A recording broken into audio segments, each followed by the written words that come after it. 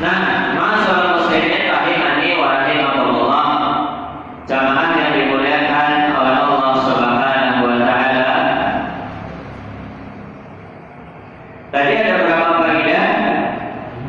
5. Sebutkan yang pertama apa tadi? Haramnya kezaliman walaupun dianggap kecil dan remeh oleh manusia. Yang kedua apa? Yang kedua tadi apa?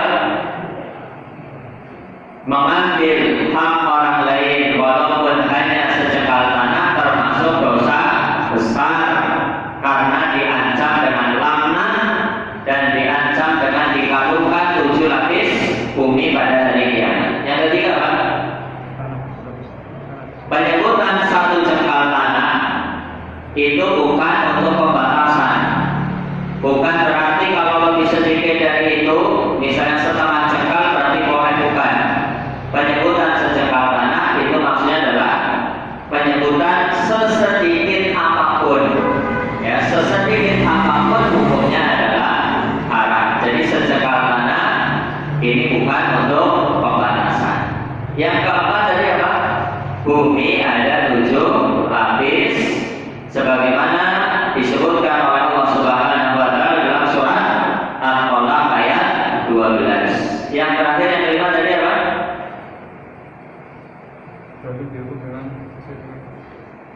Ya. Seseorang akan dihukum sesuai dengan perbuatannya, al-jazaa min jinsil amal. Dia mengambil tanah orang lain, maka hukumannya adalah sama. Dia akan dikalungkan 7 lapis bumi pada hari kiamat. Nah, selanjutnya kita akan membahas hadis yang selanjutnya, hadis 207, masih berkaitan dengan kezaliman, ya, masih berkaitan dengan kezaliman. Mari kita baca hadis yang selanjutnya. Wa an Abi Musa radhiyallahu anhu qala, dari seorang sahabat yang mulia yang bernama Abu Musa Al-Asy'ari, semoga Allah taala meridhai beliau. Semoga Allah taala meridhai beliau. Beliau berkata, qala Rasulullah sallallahu alaihi wasallam, Rasulullah sallallahu alaihi wasallam bersabda, innallaha la yumli lidzalim, sesungguhnya Allah Subhanahu wa taala benar-benar menangguhkan hukuman bagi orang yang zalim. Ya, jadi terkadang ada orang berbuat zalim itu tidak langsung dihukum oleh Allah, tapi diakhirkan, ditangguhkan. Bisa mungkin 1 tahun yang akan datang, atau mungkin 10 tahun yang akan datang, atau lebih lama dari itu. Ya, apakah artinya Allah itu lupa dengan kezaliman orang tadi sehingga kok tidak dibalas secara langsung? Jawabannya adalah tidak. Allah tidak akan pernah lupa dengan perbuatan zalim. Bahkan di dalam hadis itu disebutkan ada 2 dosa yang hukumannya itu disegerakan di dunia sebelum di akhirat. Ya, ada 2 dosa yang hukumannya itu sudah disegerakan di dunia sebelum di akhirat. 2 dosa itu adalah uququl walidain, durhaka kepada orang tua. Itu pasti akan dibalas oleh Allah sebelum nanti dibalas di akhirat. Di dunia pasti sudah dibalas.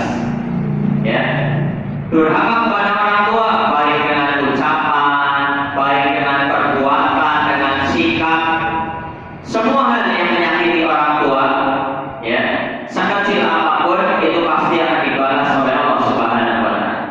Yang kedua adalah dosa al-baghyu, dosa kezaliman, ya, dosa kezaliman. Jadi ada 2 dosa yang hukumannya disegerakan oleh Allah Subhanahu wa taala di dunia sebelum di akhirat. Apa 2 dosa itu? Uququl walidain. Yang pertama adalah durhaka kepada orang tua. Yang kedua adalah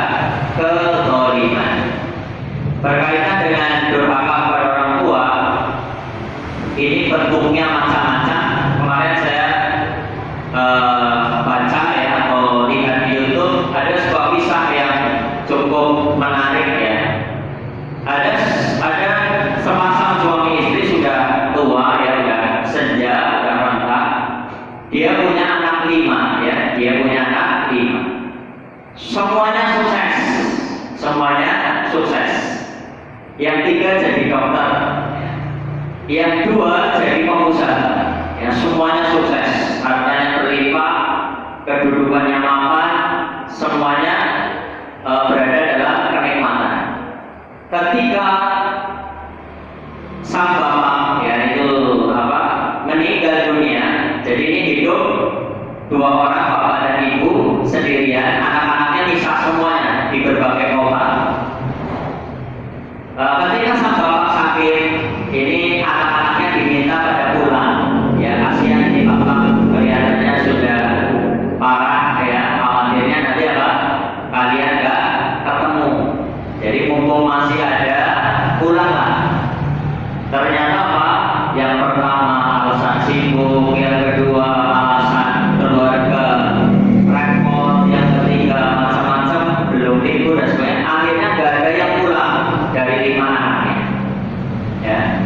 Sampai kemudian bapaknya meninggal dunia. Ketika sudah meninggal dunia, ditelepon lagi, ini bapak sudah meninggal dunia, tolong pulang sebelum dikuburkan. Lihatlah jasad bapakmu untuk yang terakhir kali, walaupun waktu sakit dan sempat pulang, tolong sebelum dikuburkan. Jadi ibunya telepon, tolong pulang. Ternyata sama juga itu, gak ada yang pulang. 5-5-nya itu ya, pada 5 itu kan banyak ya, kalau mungkin 1-2 itu sih sedikit lah ya. Ini anaknya 5 ya, banyak, gak ada yang pulang satupun. Sampai akhirnya kemudian dikuburkan. Apakah sampai di situ kisahnya? Tidak. Ternyata sang ibu kan hidup sebatang kara. Anak-anaknya gak ada yang mau ke tempahan. Anak-anaknya gak ada yang mau ke tempahan. Mereka 5 orang ini bermusyawarah, bersepakat. Apa kesepakatan mereka? Ibunya ditaruh di panti jompo. Ya, alasannya supaya lebih open, supaya lebih ke rumah, karena ada petugasnya. Kalau di rumah kan nggak ada bawa present, bawa apa. Padahal itu tanggung jawab dan kewajiban siapa? Anak-anaknya. Ini malah sepakat dimasukkan panti jompo. Suatu ketika ada orang berkunjung bertanya kepada sang ibu tadi, sudah sekian waktu, sekian lama di panti jompo, ditanya betah nggak Bu di sini, gitu kan? Ya biasanya kan orang kalau berada di suatu tempat yang ditanyakan apa? Betah apa enggak, termasuk kerja di mana? Betah nggak kerja di situ, gitu kan? Sang ibu itu menjawab, ya saya walaupun di sini mungkin fasilitasnya mewah, ya pelayanan yang bagus, petugasnya banyak, ramah, kamarnya mungkin ber-AC kan, atau segala macam kenikmatan yang lain, tapi saya itu lebih suka di rumah saya sendiri. Walaupun rumah saya seandainya gubuk reot pun, saya lebih senang di mana? Di rumah sendiri. Dan itu fitrah, ya fitrah manusia. Sejelek apapun rumahnya, dia lebih nyaman di rumahnya sendiri. Bahkan kalau di rumah sakit misalnya, kasurnya empuk, dokternya banyak, ruangannya ber-AC, paling kita 3 hari 4 hari gak betah ya kan? Pengennya apa? Pulang. Biasanya mungkin lebih bagus rumah sakit, bersih terus, ada yang bersihin, baunya wangi. Di rumah mungkin biasanya jarang dibersihkan, baunya apa rumahnya, tapi apa? Fitrah manusia itu apa? Lebih suka, lebih cinta kepada milik sendiri. Dan terus ibu itu ditanya, terus gimana Bu? Lebih betah di rumahnya sendiri, tapi perkataan di sini apa mau pulang atau bagaimana?